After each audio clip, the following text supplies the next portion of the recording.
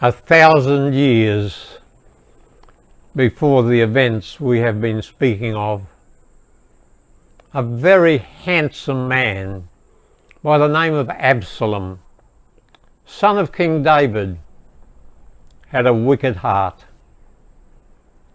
and he planned to take over his father's kingdom.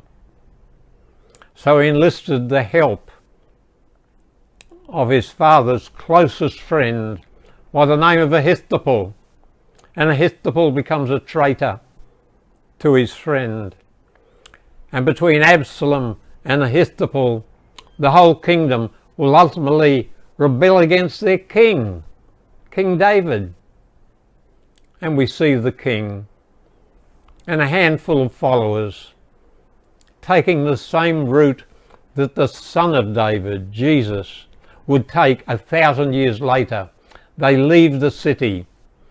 They descend down the steep decline to Kedron, and they cross Kedron and come to Mount of Olives.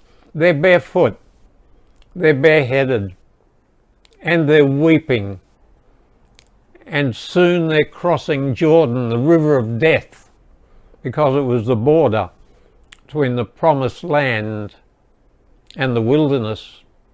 But then there's a great battle, and amazingly, the beautiful prince, the rebel son, is caught in branches of a tree.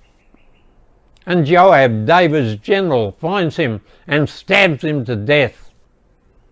Then he's taken down and thrown into a pit, and stones cover his body.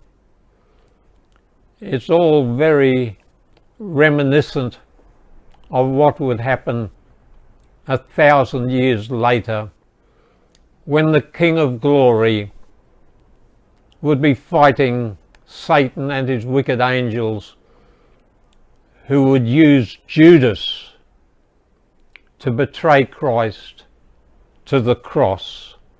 But on that cross, in a miniature Armageddon, as for 6 hours, Christ contended with the wicked who tempted him to leave the cross.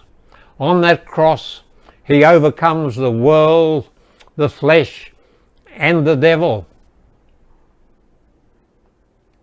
But see now what's happening in the garden. The crowd bursts through with their weapons and their lights.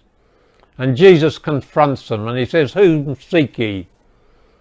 And they say, "Jesus of Nazareth." He says, "I am he."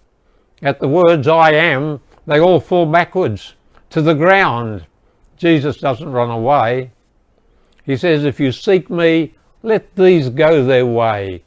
And he motioned to his 11 disciples to disappear into the dark. And off they run. And Christ begins the Via Dolorosa, the way of sorrows, from Gethsemane to Calvary. More about that shortly.